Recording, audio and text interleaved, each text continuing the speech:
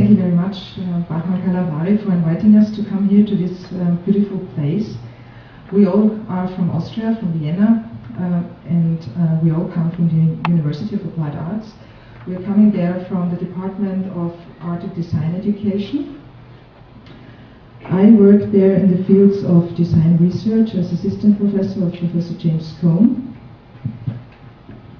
And to tell you a little bit about how we work there is, for example, in former times we had, the students at the beginning of the semester, we had a briefing, and then had a small design research time. They had like 1, 2, 3 ideas, and then they had to give in the prototype of the project at the end of the semester. Through science research, we know nowadays that the design research time is the most important part, and the most innovative ideas emerge in these times. And so we changed, and actually it's an international trend, so we have like 1 semester design research in a whole, and the students finish up with trying, error, trying again, throwing some ideas away, getting a new idea, start again. And some of you know that.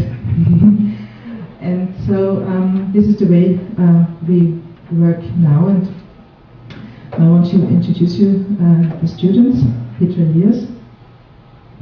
Hello. Thanks to Bahman for inviting me. Last year I finished my studies in mathematics and Spanish for teaching, but I'm not an expert mathematician, so please don't ask me any questions about Gaussian negative curves or something. But so my profession is teaching and transfer, and since 3 years, for 3 years I've been studying at the University of Applied Arts at the Department of Design Education as well. Yes, so that's it. Thank you very much, Petra, and now Lunzer. Yes, I'm also at the University of Applied Arts for education, art education, also for textile design. And before that, I studied fashion design and became a hatter or milliner. And actually, I'm working as a fashion designer in fashion business. And the reason why I studied art education was that I wanted to get better skills in selling things. So because that's an educational process, sometimes when we explain a piece of work, which art with what fashion is to clients.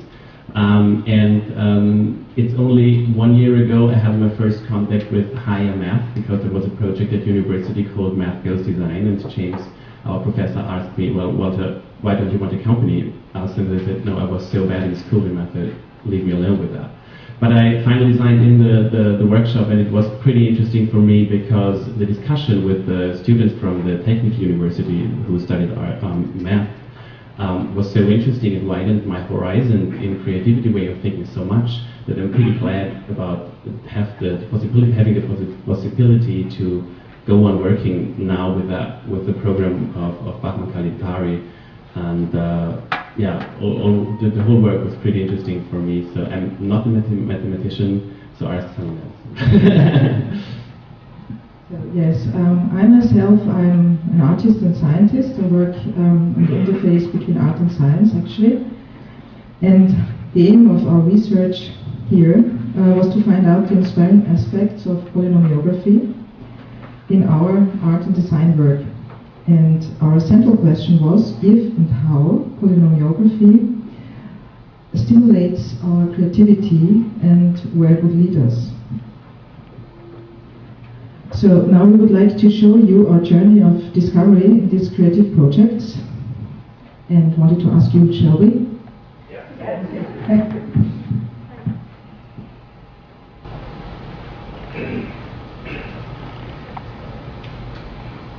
Okay, actually this is one picture of how we got Bahman software can create.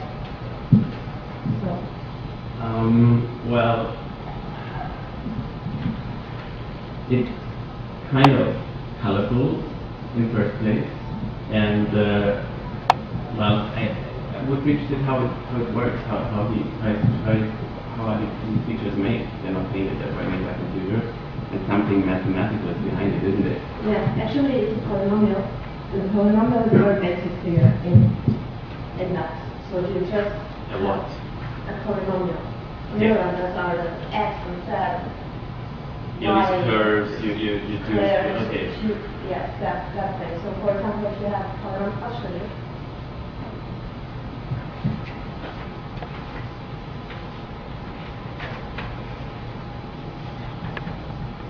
Here's some paper.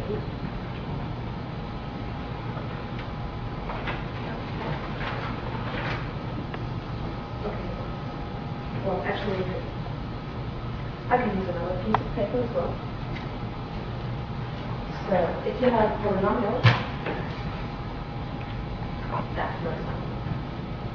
Z plus 1 is 0. So that's, well, let's say it's a little bit more complicated. It's z squared plus 1. And then you can find the solutions of this polynomial, you know? Yeah. And for example, here it's just z squared is minus 1, and then you get z is plus minus square root of minus 1, but that doesn't exist, and so they invented a number. You know that? Yeah, no, I yeah? say it's Yes, Yeah. so it's I. Mm-hmm. And you can also paint these. You still have two solutions of that one. Yes, that's the Did- fundamental concept of Yeah. algebra, actually. Are two solutions in that picture? Yes, well, Okay. I'm not really sure, but there could be 4 as well. Okay. Sometimes they fall together. You know that here could be a solution and here as well. Okay. So you can kind of get them. So that's a picture of a solution. Yes, you could say like this, yeah. Okay, but these are just the solutions, so what are the other things around? Because there are Well, several other the program, colors. I didn't compute the program. Yeah. I think the program just starts here. It inserts this point, and Yeah. then it tries to find a way through the solution. But sometimes it goes like zigzag, zigzag, zigzag, you know? So it's like finding a way. Yes, it's finding a way, finding a path. Like what Daniel was talking about before, he just was mentioning moving in a city Yes, and like not knowing where to go. yes. Okay. That reminds me of that. It's like moving around not knowing if we've been to New York before. Yeah. It was kind of, although it's easier there, but what you want to find something is not so easy, especially in Vienna where it's kind of rough. Yes, but here we brought a map from Vienna. Here. Here it is. Actually, no, it's false here. So this is our city. You maybe recognize here the famous Cathedral of Okay. Okay. So here's the Cathedral of St. Petra, for example, you can see it. But, yeah, that's here. But you can imagine it maybe. And here, that's Schönbrunn. So maybe you know that.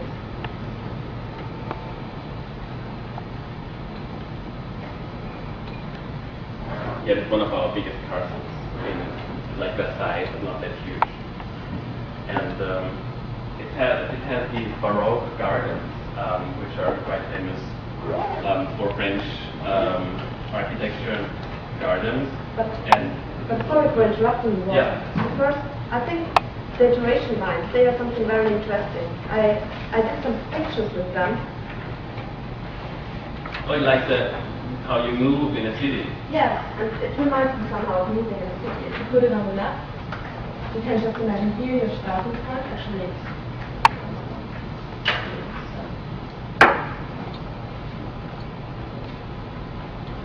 you have these iteration lines. So it's a little bit like the cube in Austria moves from one point to the other. Yes, we have a subway there. That's true.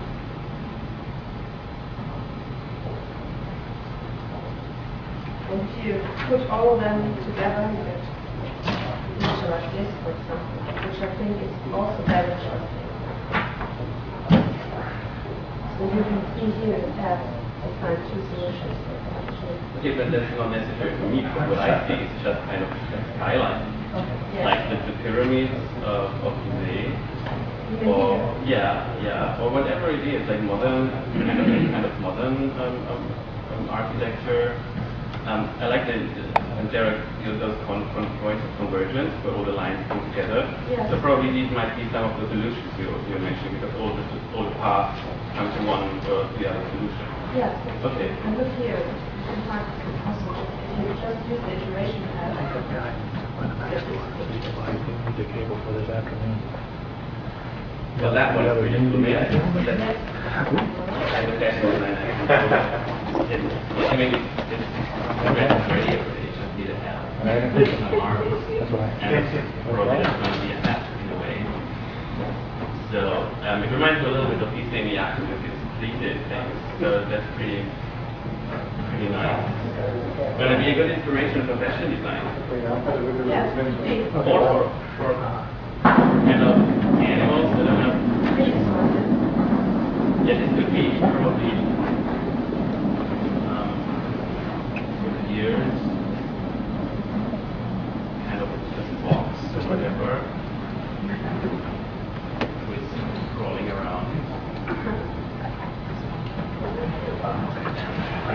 Like a bird over there.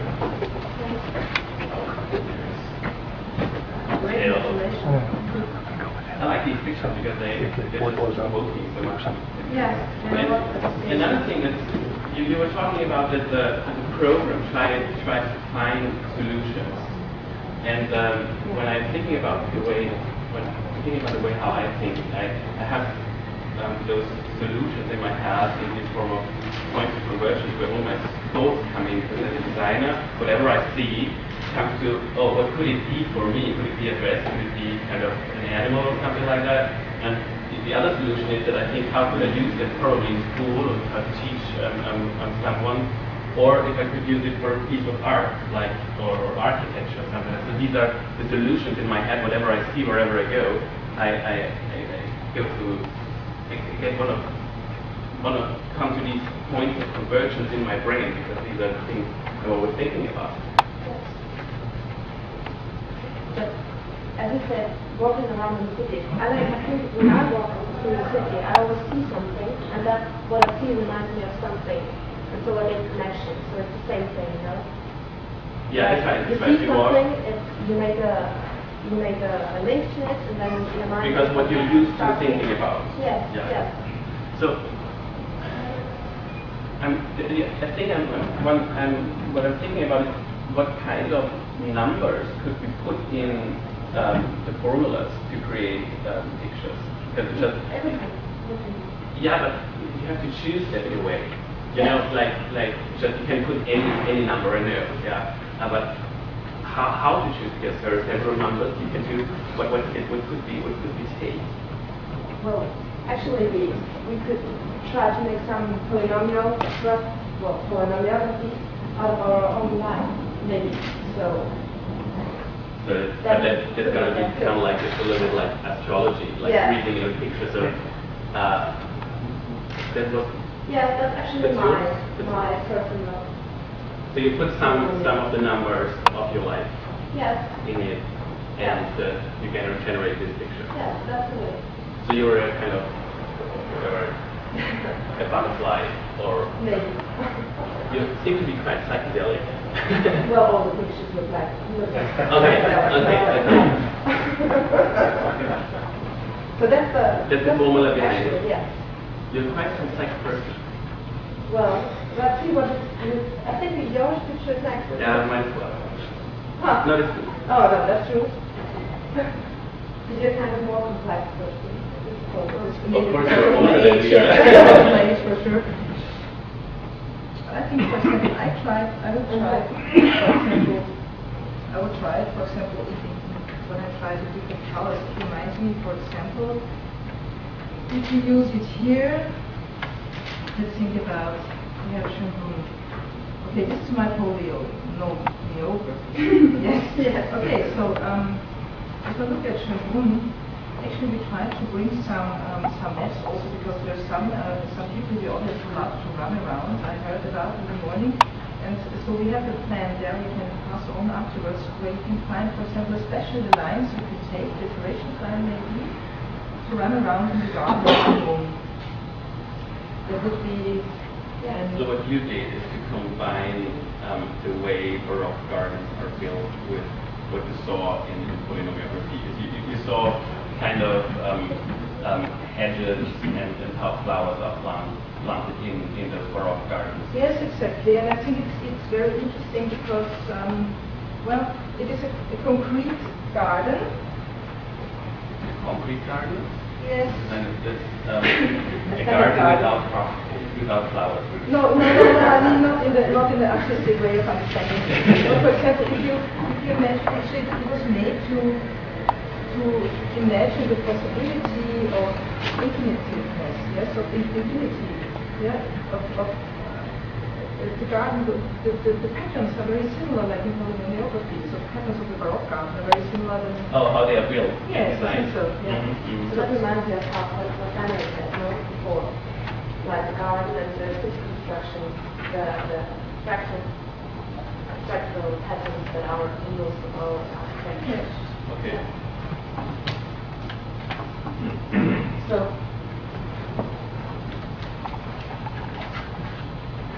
I also think what we actually did was we came from Vienna, didn't we? I found a map of how the planes go. Look here. So what we did, we went from Vienna to New York. So actually we did an iteration, I think, don't you? What do you think? Just one iteration, isn't Yes, it? just one. I can help it. Can you help But me? if it have to go with me. Oh. Not as perfect as proven does, but So if you go back, yes, it's the same yes. iteration and backwards. You could, yeah. Yeah. You could. Actually, you could. Well, I'm just thinking about folding a plane, a paper plane. No, not a Yes, paper one, but like when you fold.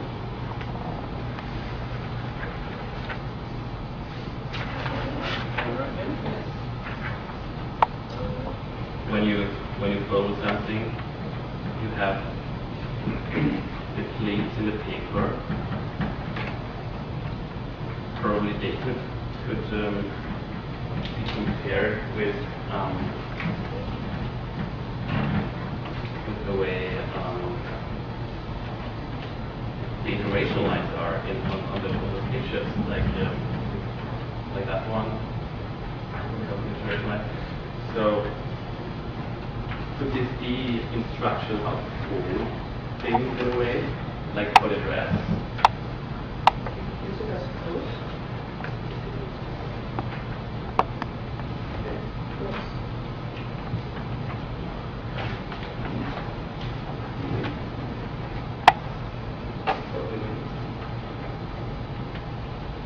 Oh, okay. Back again. No. Yes, now it's back again. One moment. But just go on. Like that. Just go on. So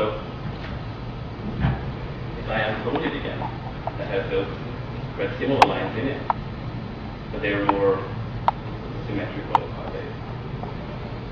But if you try, well, just thinking about flying and folding things and or napkins on a table, so that could be interesting instruction for folding things, like packaging. Yes. Could that be? Could be. But didn't you bring some landscapes? What I was thinking about, when you think about landscapes, it might be very, very clear on the elements. We're speaking about virtual realities and realities. And I found a very nice map. I'll show you. This is a map. It's actually pretty old. It's from 1790.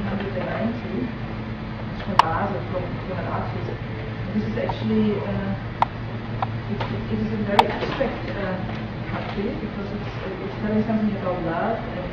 And here you are in the fixed ideas, and here you are you have problems with love and whatever. So maybe we can think about a different way of landscapes. I mean, you know, Not real landscapes, but landscapes that are existing in our mind? Yes, there are existing in our mind. You know, I like very much to work sometimes when I get like in a stuck state of mind. I like to use the cards of IDEO. You might know IDEO. It's a group of designers, and they designed cards which might help you to think different. So, for example, conceptual landscape. They ask you to do something, and it will bring you somewhere else in your. So they give you ideas. They give you ideas. How to think.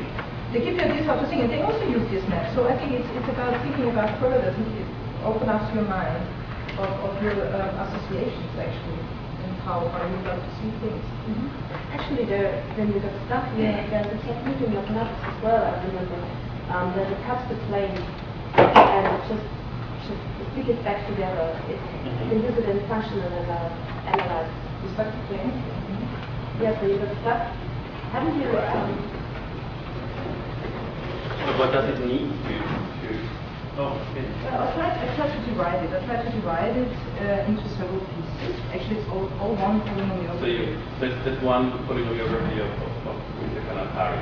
Yes, exactly. I try to get new impulses to find new solutions. So you follow on the process.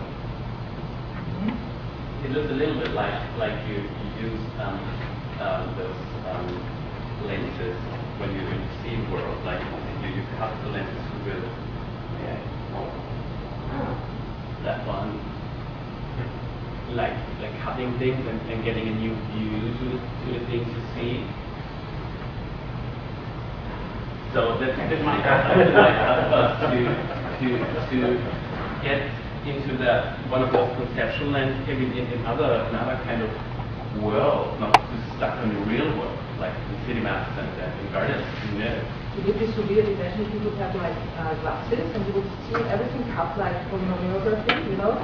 I mean, we could let it reduce as Swarovski in Vienna, they would for sure do it, and we could try to look it all over and see it differently.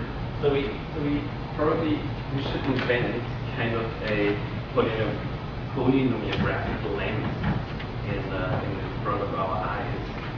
I have set my sketchbook for the whole thing because I tried to find like in butterflies. I thought by seeing those pictures, I always thought, well, these are polynomials. It might be quite kind of difficult to get the formula behind it, but they are symmetrical. And I even got the real one with me because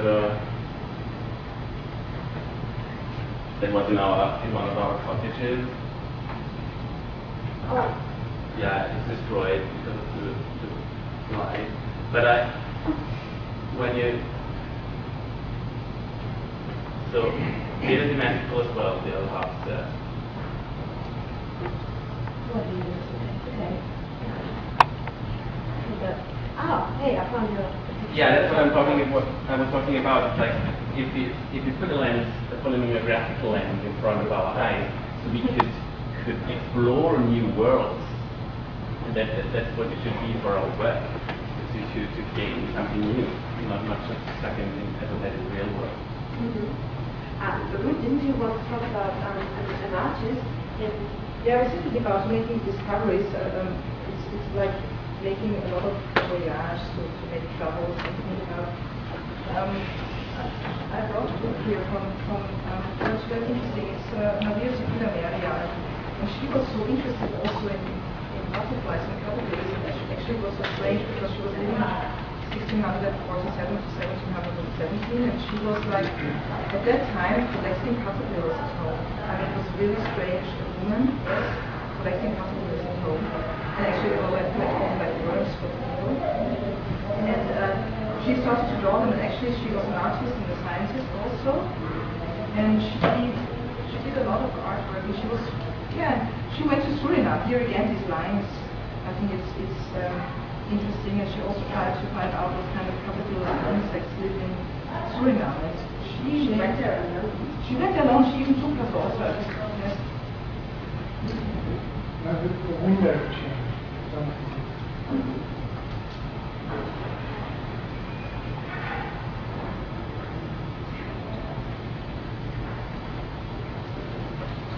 she was a woman who explored the world on her own. Yes. And she collected caterpillars. Yes, and she made a lot of drawings, and she wanted to know what do they eat and how they come up. And I think it's also very interesting because it's a very scientific way.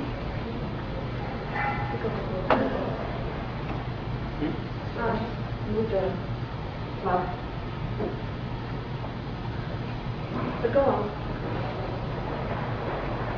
And she was kind of a strange person, that she was one of those women who tried to explore the world on her own, although it was forbidden more or less for women because they had to cook and so on.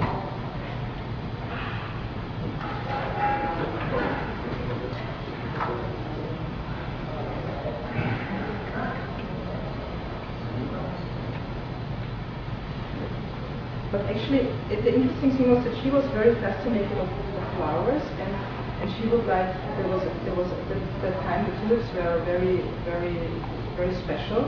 Yeah. And she would like drop a tulip. When she was 6 years old, she would drop a tulip from her neighbor, and she would draw it. This is a little, doesn't matter. But they remind me of the polynomiography as well, with the dots inside and the symmetrical way they are built. Or even there are always parts in the polynomiography which are not really defined when thinking about those parts.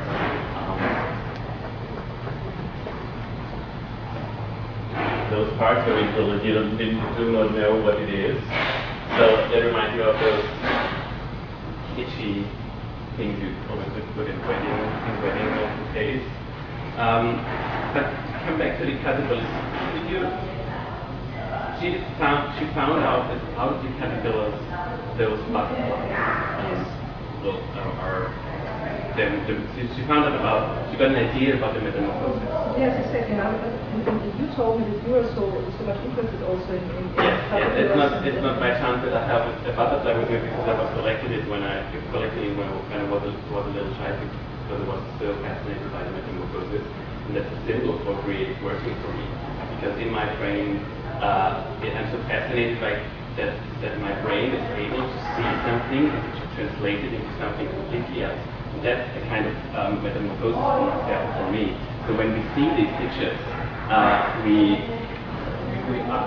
human brain is able to see something completely different or something completely new, like having those lenses in front of our eyes. That's something that's really interesting for me. And it's the main inspiration for my work to always think that creativity has the capacity to change things and to have a new look on something. How do you go on, for example, if you use this as a possibility to use your creativity, well, how would you go on then? Would you draw, would you... Yeah, I try to, what I like about these books, because I have collected them myself, when people still were drawing themselves, because I think in drawing, the great advantage of drawing is that you need to have a very close look to the things you want to draw. So you really get inside the flowers. So because what Marian did by drawing this, or even in this real ancient books, I got one from my grandma, it's a lexicon. It's from 1910. I was so amazed about these drawings as they are in the Marian book as well. And there was one source, as a child and nowadays, I like to draw a lot, because to have this close look into the things, and the better I know how to look like, the more I'm able to change and to work with those things I see, and to translate them. So when I saw the pictures and I saw like faces or flowers in it, I tried to make flowers, and to not two-dimensional flowers or animals, but to make them three-dimensional. So the camera still doesn't work. That's probably the screen you might not see things. But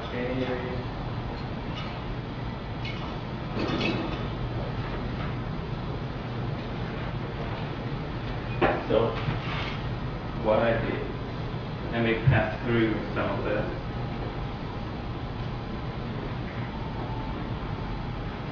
So first of all, as the landscapes,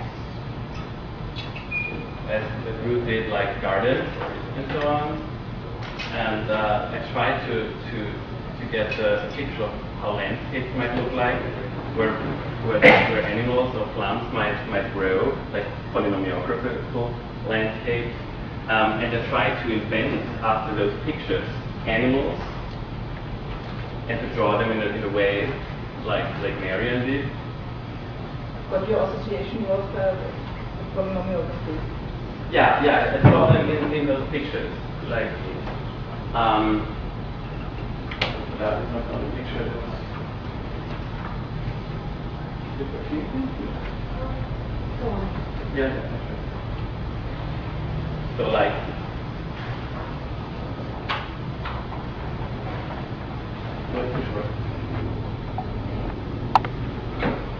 so I tried to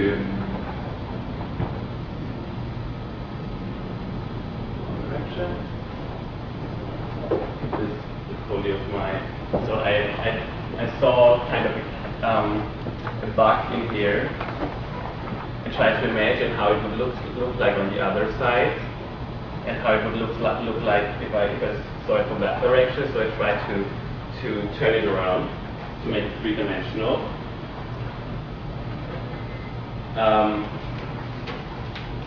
Or even plants. It's interesting because we found out that usually artists in their biographies, or the designers especially, we don't know yet how they use their inspirations from their childhood and how it determines their work. But that's what I'm telling you. It's like butterflies, and then I work with florists during summer sometimes, so I'm very close to that, and I did watercolor paintings a lot, so that's how I earned my money when I was a younger teenager. Probably talking about the name we could give our work.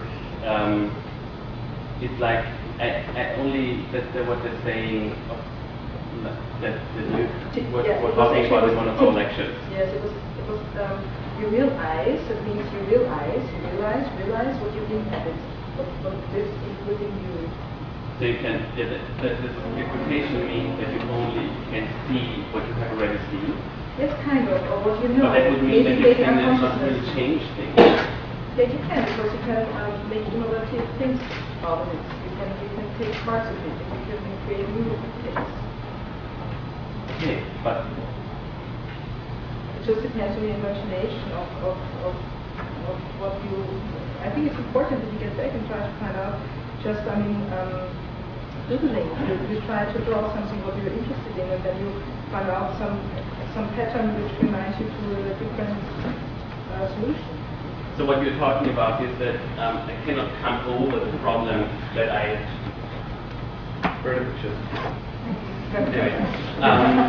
that I cannot come over to see when I watch one of the polynomiographies, that I always see, I'm used to thinking in animals, plants, when I'm thinking about the world.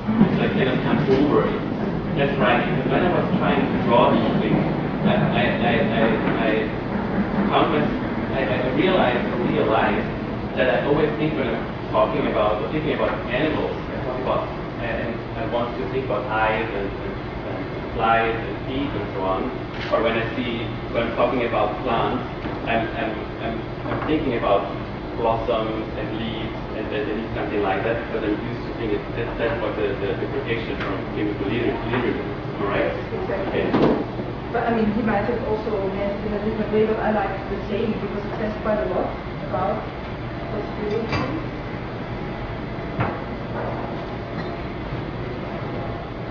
So there are some other ones.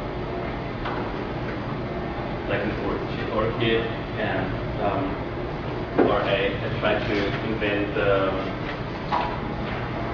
polynomiographical chickens.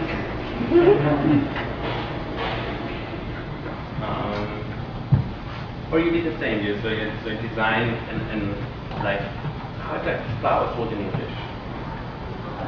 Iris? Okay, so you're we're designing one of those water lilies. Yes. Okay. There's one. Oh yeah, even Ruth, because thinking of the world, the polynomiographical world, I think about like Ruth like an onion, but a very special polynomiographical onion.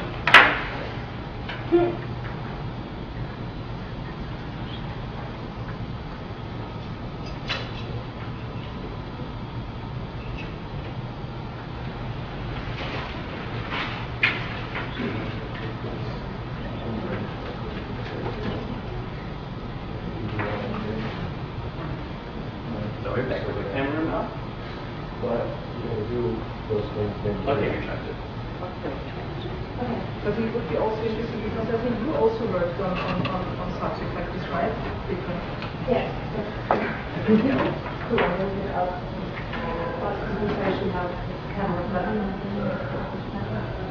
Okay, so yes, what I see in the polynomial is not. Have you already talked about the animals you have? Yeah, Okay. what kind of animals I saw. Yes, and what I saw, I also tried to do some watercolor painting over here. These are the things that I see. And see, you have to talk about simultaneity, you know? You realize what you inhabit. And But these are not quite usual, like you don't see any similar animal in our real life. no, but they look like, maybe for many of you, they look like comics, you know? And that's the thing, because I like comics. I'm into comics. So you're used to seeing into these pictures comics. Yes. Yes, but and can you show, for example, how you have the idea of one of them? Yes. For example, if I see this here. Here. Hang on one second, I'll have to film it. Okay. So it's a little bit like the Father Papa, in terms of the English word of it, or the comic. comic in Europe. Yes. Maybe turn the camera on, you know what to do? Put it on. Here. Look, here they are. Here. Yeah. So here is one. And this here. Those two flowers here. Those? Yeah, those two flowers here. Come on, over here, yeah? They are there. Here. Right. You see them? Oh yeah, when you go around with your black pen, they remind me if they get more comic side because I always Yes, so put that's, a black line around it. and you can also give them a name, you know. For example, the name of these two could be the name of the polynomial, which is actually z plus 3. Okay, all right, then. Yeah. So it's z plus 3 times z plus 8 times z But it's going to plus be quite a long name. 16, yeah. Z plus 5 times z plus 3 times z plus That's really 2 not going to be plus 44. So you could make it a little bit more beautiful, the formula, but you know it. Do you think any child might remember that name of the figure? That doesn't matter. Okay. Because you can just put in the formula in the program of Kalantari, Yeah. and then they will see the animals, and if they use their fantasy, then they can kind of get these things, and they are used to seeing them, no? In television, comics, and all this stuff. Oh yeah. And if you want to make it more concrete, you can do it like, for example, it's the area. It's where we can find it in the plane. yes, Mhm. exactly. So the animal has a surname and a first name. The first name is very long and the surname is even more complicated. No, it isn't. Okay. Yeah, for me. So if you here, come on. Yeah. Here, there are the axes, the imaginary axis, and there is the real axis. Yeah. And here, this area, you can describe it with this. With this part. Yes. Okay. But it's a little bit complicated. You could do it easier as well. But that's the easiest thing because you just can measure this point and go to this point and you know it. So it's very easy to do. You could also do it. But you know what I would be interested in, for example, you could do it in 3D. You could try to do it in 3D. And I tried also some forms to find in.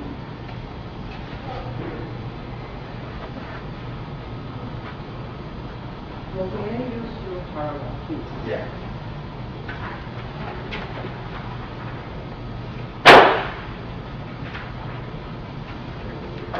Just click on everything we don't do. Yeah.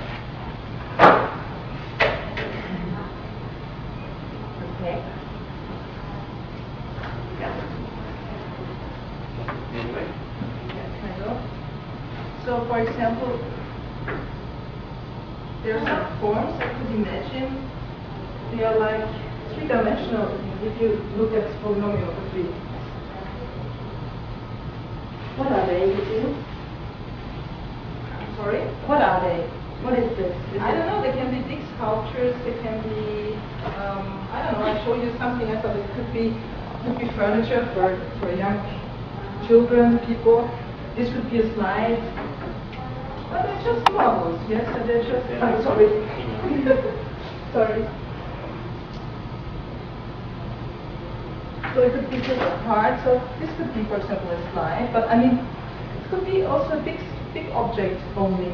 It depends on how you make the proportions, or how you imagine the proportions. How did you design them? Well, I was playing around, you know, like children play. And I was just But trying you were inspired by the forms you found in the in the polynomiography. polynomiography, all of them are actually polynomiographical things. And also you try to translate them into three dimensions. Yes, I tried to translate it into three dimensions. So you were not just seeing plants and animals like I did, because I come from biology. So you are a designer, furniture designer, see more furniture and inspiration for furniture in these pictures. Yes, I would, or maybe they can be also big objects, as I said. I think it's still everything can be possible how to use them. I mean, I made some renderings, you can imagine how they could look like. Another photographs? Yeah, there are still more. Yeah, I can show you. Actually, I used all the formulas you had. That's an interesting thing as well, no? Have you told the audience yet that we have just been working on 3 formulas? On our formulas, we produced through our. It's going to be a real landscape now. Yeah.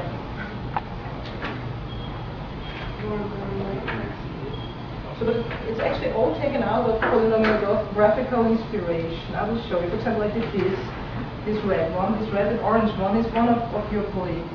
Make it. Look, it's here. That's also like that. This? Can you imagine? Yes. Oh, I see. Which one is it? I can't see it. It is this. No, the other. It's this one. This one. Or you can use. But it's turned. What you show. It turned, yeah, because I think it's more comfortable. You twisted it. Okay. Yeah, so you could use it. And this, for example, I think I actually found it in the polynomiography of water, but I also can see it in your poly. Here. Yeah? It would be a pretty nice sofa, the glittering. I know you like one. that. Yeah, I like that It's one. it's made from your polynomiography. Okay.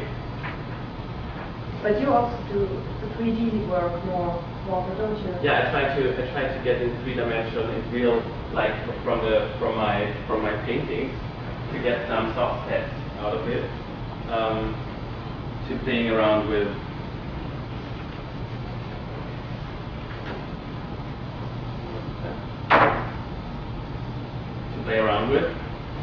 That's the Ruth poly, because it's from Ruth polynomiography.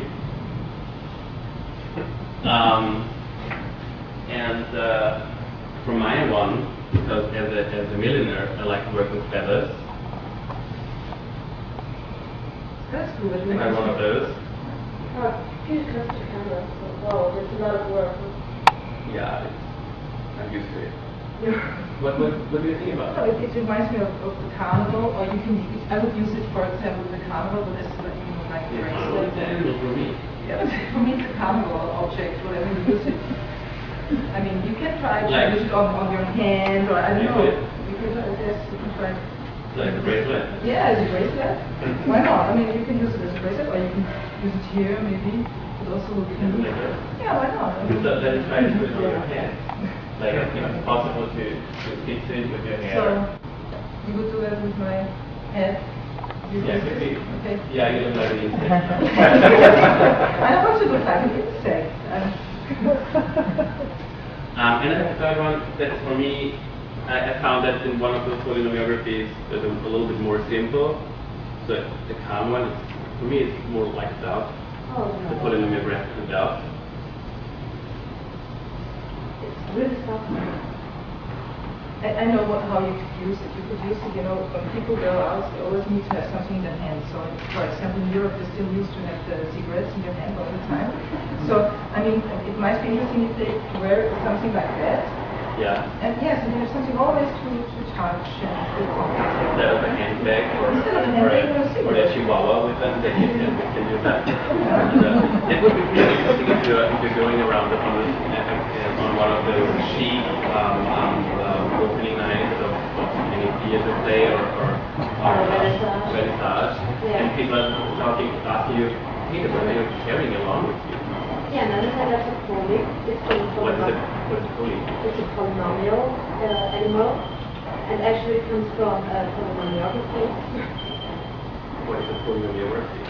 And then Yeah, that's how a discussion about art and mathematics could start. That would be a good idea if you use these animals like as business cards instead of it. When you want to talk about your business, you carry along one of those animals, and then people ask you, what are you carrying along? And so it's the best, and it's not the best, it's like holy. Could be great for promotion to come to higher sports, huh? Yeah, probably it could be. So it would be good to have this ones in a smaller size to get a better imagination of how a polynomiographical world would look like in 3D. Yeah, this is what I think. Okay.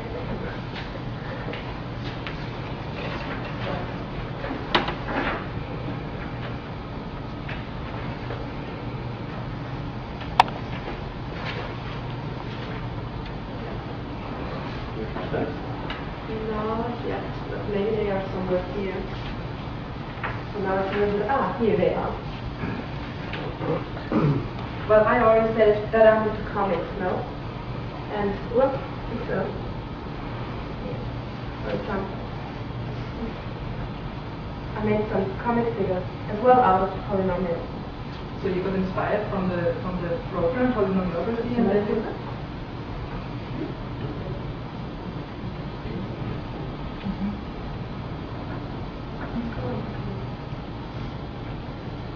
Yes, just. So these are the animals who are living on the sofas. That's the living room of police. So this is a pair, they have to be together. Oh yes, I'm sorry. Can they interact in a way? It would be really nice if they come to real life.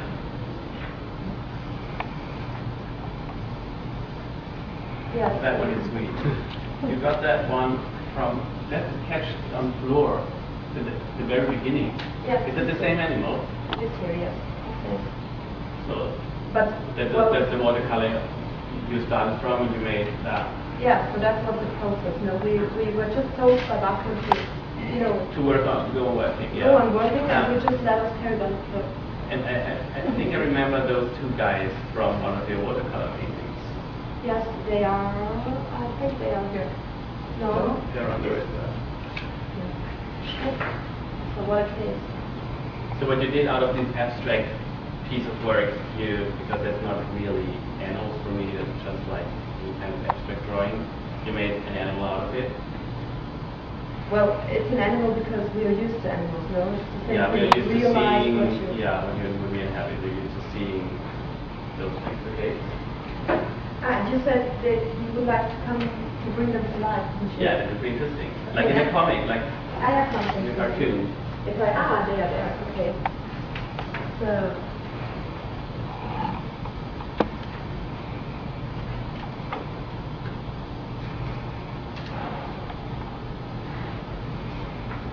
What did you do? Actually, they are called cripples.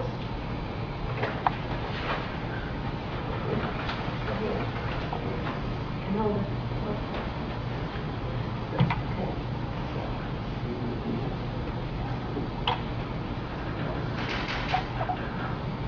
Okay, ready? Yeah.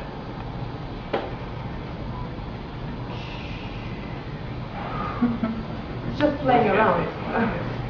But that, I think that's what students as well could do, huh?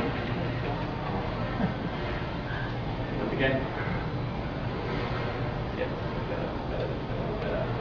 Yeah, moving. Okay. But I did a second one. Okay. Can you hold the camera a second later? Yeah. That's okay. Just make sure that it's on the screen. Okay. So, okay, here we go. You're laughing, that's good. So you're laughing about math, actually, huh?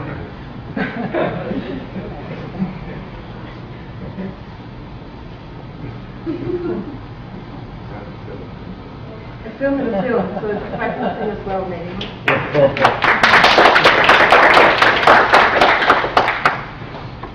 So actually, we came quite far, didn't we? yeah, we came quite far, you think? Or we did not? Yeah, it's quite a confusing thing. Quite confusing. Yeah, I'm not okay. watching what we built But here. the camera's fault, okay? It's all the camera's fault. Well, yeah, but I think it gives a kind of imagination about what we have been working for 3 months, about what we did with the program. Yes. And maybe Yeah, but it's still a chaos. it's still a chaos. So you want to try to get it into order? So maybe the audience can help us and we give them some questions and they can solve them for us. Yes. Give it time. I will just later maybe.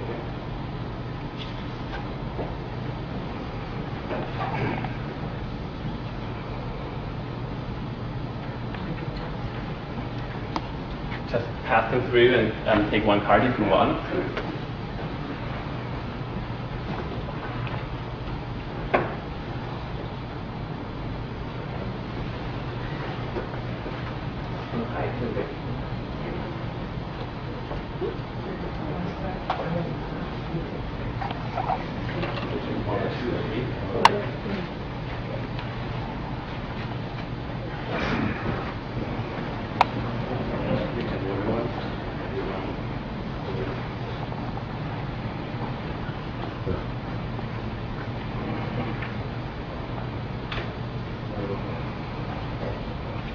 Yeah, instead of just stopping our presentation, we're thinking about leaving you with some questions to probably discuss, which these questions came up into our mind when we were working on the polynomiography. And we would like to invite you to come here and discuss with us.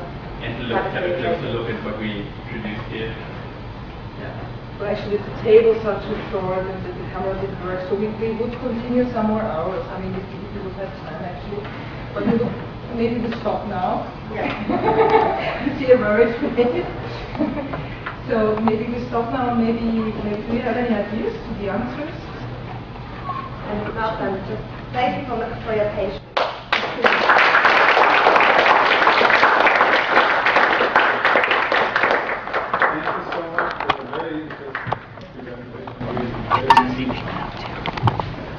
Anyone have any questions? I'd like your answers with the left brain and right brain. Can you hold the camera? Yes? Of course.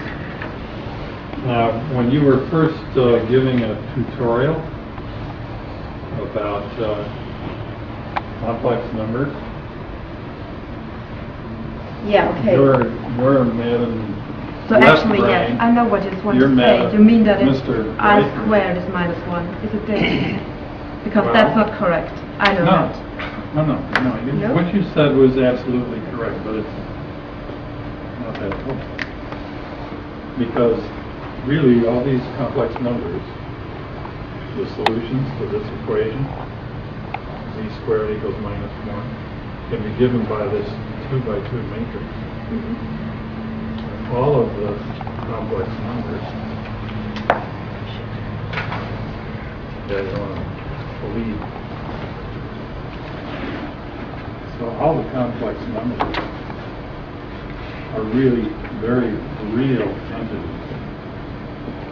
So what you're talking about with all the polynomiographies, right, are 2x2 matrices of this special form. So they're real. They're not imaginary.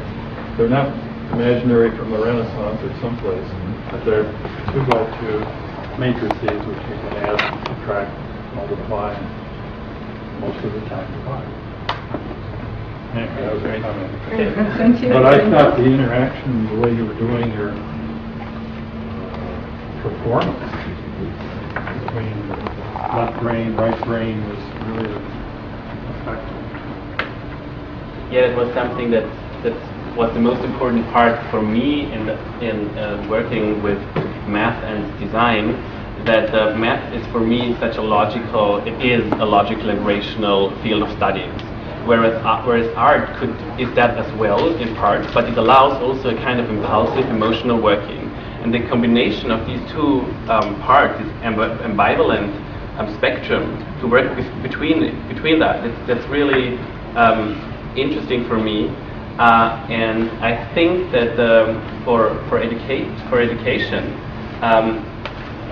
knowledge or sciences like math should become more emotionalized to internalize the knowledge you get. It's not only for math but also for biology and whatever it is. Not just pushing the pupils in what they have to know, but emotionalize what they have to know. And actually you could, for example, you could go on in biology, you could go in geography, you could go in history, you could go in language. So it opens up. Actually, it happened. It's not just something planned, but you could plan it. And you have your interdisciplinary workshop, and you could even go on with people here. Yeah.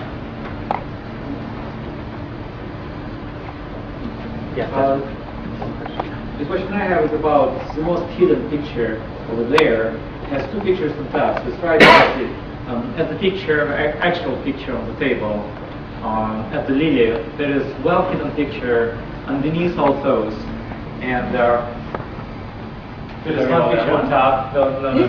Yeah, this one. Yeah. That one is on top, and you remove next one, and so the picture I'm interested in is the most hidden. So it's the next one. So it's kind of the landscape. Okay, yeah, and it reminds me of a lot of things like, I don't know, like a fair, a festival, or in a village or something. But I kind of missed the discussion of that, like where it came from.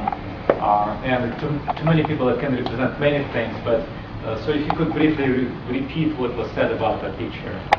Oh, I just was imagining how a landscape, a polynomiographical landscape might look like. So not just seeing an animal in it and turning, but it's not that picture, but like for me, that becomes kind of an ocean, and that's the landscape.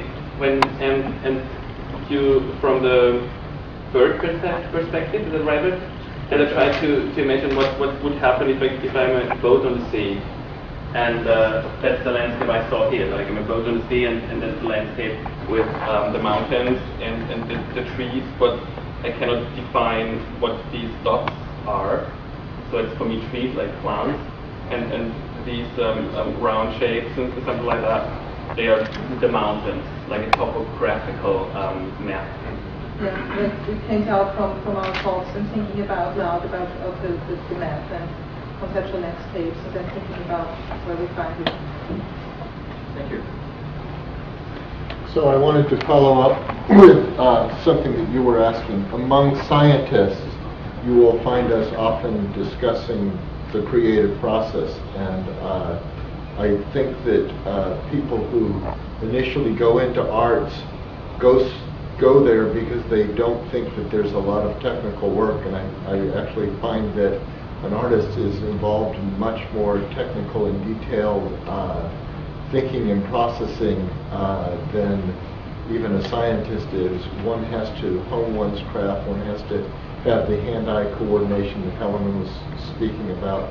One has to have these technical skills with a brush or with the software and so forth. On the other hand, when we're solving math problems, we're thinking quite creatively. Often the creative process is done through a very routine calculation. We'll do the calculation over and over and over again, and then have the creative insight into solving the problem. So those things are known to scientists, that it is a creative process.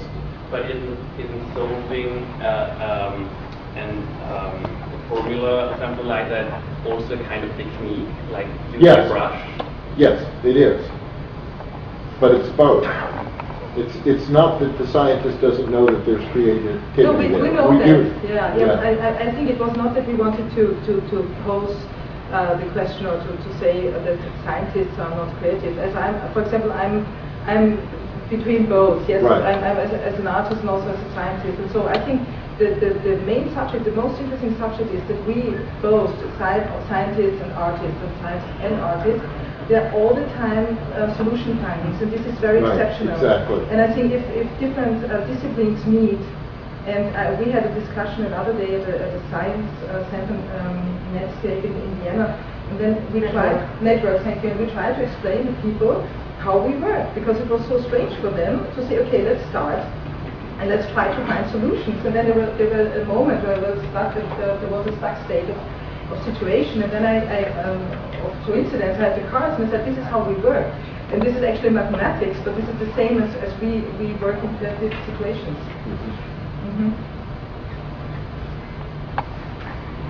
What I remember back in my own childhood, so I looked at the clouds and trees, and I saw dragons, and I saw Viking boats, ships, and so on. Isn't this a further development of what usual children see in nature? And I think so. I think they lose it when they get old. We lose it when we get old, and I think it's a very big chance to find out the roots. Actually, it's a root finding. It's a root finding to your childhood. Yeah, it's a root finding to your childhood, and find out what reminds you. It gives you a very pleasure feeling, and it brings you on, and you continue. And we've been working well, because it's not too much time. It's like 3.5 months or something, but we had a very, very nice atmosphere in remembering things and developing things, and trying to find out what potential is in this program. And this is what we found, and this is just 3.5 months and just 3 functions. So, as we said, I mean, we could really find, I think, for the youth or whoever, it would be very interesting to continue. Most of our childhood seems to have to do with creating physio-neurological pathways or developments, hand-sized. And so this is a new kind of physio-neurological experience. Now, I'm reminded of something that Leonardo da Vinci said in his diaries. If you're in a slump as an artist, then go find a really old, decaying, moldy wall and just look at it, right? Just experience it, and as you were saying, see things there. So I would say what you've got here is a great way to get out of this slump. Yeah, but I think an additional aspect to this than just seeing forms in clouds or on a very old wall is that by seeing things in polynomiographical work is that they are close to math. So when people start to talk about this one or a flower, you can see kind of a dress in it or have like what it has or whatever. But you also can talk about this in a mathematical way, so people get an imagination of where that math is everywhere to find. Am I right? Yeah. There's another aspect, because you were saying, well, you're getting all these in free form. Yeah. So look at the communication potential, because you can send someone a polynomial, which is just a little thing. Yes. And yet it's sort of like the nucleus of the cell. And if you're imaginative, as you all obviously are, you can just unfold this. Yes. Yes, I wanted to say that, I explain this in my book, that when we speak about fractals, and there are some fractal folks here in this room, they are just too broad. So when we think about polynomials or few equations, you go to the roots, as you were saying, you go to the foundation, and it's the kind of thing you can get across easily. And I want to make a comment about your presentation, that today I have learned a whole new way of how to get ideas across, because I'm normally used to just making a presentation, slides, and I just change the slides. I'm a boring speaker myself, and everything is boring after. But yours is really very interesting. I was constantly just engaged in your work. And you're all fantastic actors and actresses too. Thank you so much. Thank you very much.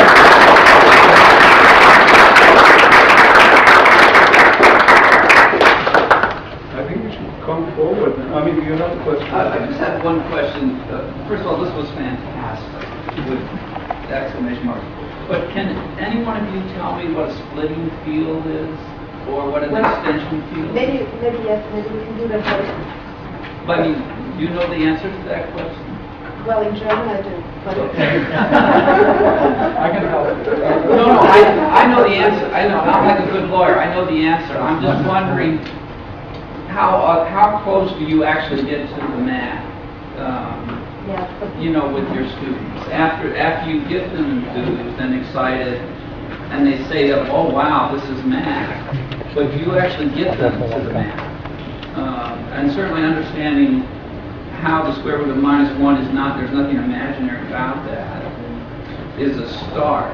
But I'm wondering, do you get them to concepts like splitting field and rings of polynomials and the real math? Which the only reason I ask is because it's taken me a lifetime to realize that that's what I wanted from my teachers when I was 8 years old and 5 years old. And I was fascinated by math, and I spent my whole life running from it because I couldn't find a single adult that said, trust your love of this stuff. So I became a musician because I never met a musician who couldn't tell me his love of music. And it's so close to math. I realize now my love of music is a misplaced love of mathematics. And unfortunately, I don't have the mind of 20. The other way around. Well, I think quite honestly, I'm speaking later this week about what you're doing, what Bahman is doing, what I'm trying to do is so important of bringing these two worlds together. But I want to ask, how authentically are you getting students into the math? Well, I'm not mathematical engaged. My own story with mathematics was that I had an examination before my baccalaureate. Nobody ever explained me why I should use mathematics. This was my history. And I was simply bored with just numbers, and I didn't understand why I should learn it. And then I had 1 hour with one guy, and he explained me how I could use functions. And that I could use functions or integral to find out the way on my favorite disc. I love to hear music in that age of 18, and he just told me how I can calculate the way the needle is going around, And it was like this, and I had best grades at the baccalaureate, and the other ones I usually try to hide the things I could give them. And so for me it was such a pity that a lot of people lose their passion for mathematics, and it's kind of a reintroducing mathematics into our lives. And we started, I heard a speech of a mathematics professor a few years ago, and he was so engaged, and I said, wow, he's talking even without pictures. And I said, like this, I would like to have mathematics lessons in my school time. And then I said, why don't we make a project together and invite the technical university to work with us as Angewandte and make a project together. And that was at University of Applied Arts. And then what we did is we brought together the professor of technical university, a professional mathematician who works at the Institute of Discrete Mathematics and Geometry in Vienna. His name is Reinhard Winker, who also works with Kaschner, and they have the math space at there, where we met Bahman. And also with James Cohn, we worked in three and tried to put the students together and always ask them back if they understood the mathematical problems. And so it was kind of experts. The experts would show, okay, what kind of solutions do you get? And then they would talk with them about the solutions and where they get. So, I mean, that was my impression, but we even evaluated through people that they watched us from different departments. My personal experience in that, because I have been in that project, as I told you before, and my personal experience I got was, I was talking to students and they were telling me about several kinds of infinities, which I never heard before, and I was really impressed and I wanted to know more about it, so they helped to explain it. So, because the problem in school is that pupils aren't asked if they want to know something, they're just getting the knowledge. So what this could be is that you can provoke questions, that they want to know how it's done, and that's the main point of teaching, in my opinion. And for myself, I really wanted to know more about. They were telling me about the Borodovson and Farnastarski, where you can do that. You know, where they can divide one thing and make into two, and I was quite surprised. And is that real? And is it really possible? And one of the students from the Technical University answered, "You're not so much concerned about reality in math." And I said, "Well, as an artist, I'm really not. I'm not concerned about reality myself. So that's so close to the math and art is so close to another." So that was one thing I realized, that math and art are so close to another. So I, as an artist, who was always thinking that I have nothing to do with math, but the glue, okay, there's math everywhere, and it's a new way of creating things. And I'm even thinking about making dresses or patterns out of it. And people will ask how I have produced them, and I can tell them if I wanted polynomiography and start a discussion about math and art. And so if a pupil is not like you, who have been interested in art, in math, sorry, you can give pupils who are not interested in math a clue what can be in math for them personally. Or passion. Get a passion, because people get fascinated, like we did. Or for me, this was very important to have this experience. I think for some students it was very important to get this experience how designers work and how artists work strange. And the first time we have different languages and we have a lot of philosophical discussions.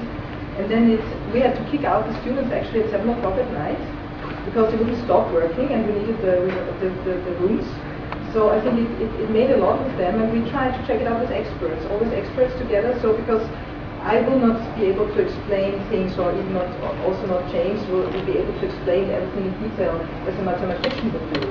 But if you work together with mathematicians who have a very good communication line to explain, I think it really works, I suppose. Well, I thought what was very strong were all the hooks you had. Like you were saying, this looks like a cartoon character, this looks like a landscape, this looks like, all those hooks are just fabulous. Because you're going to hook somebody with one of those things, They could continue. Yeah. It's completely democratic. We're not saying we are the great artists and nobody, no, nothing. You can come here and do it. Yes, I mean, we showed this, we explained this idea there was a design forum at the Museumsport in Vienna, and we explained them how you could use this and how you could make it with hands-on and do it with children and youth. And they were so fascinated that they said, okay, sit there with Bahman and make a plan, and next year you can decide a date, because we're still now open, and we're going to plan that, and we want to do that with young people. We want to show them, this is actually our job. We are art and design educators, and we want to show them, we want to get them passionate and as an interdisciplinary team, because all of us come from different disciplines. Yeah. Very interesting.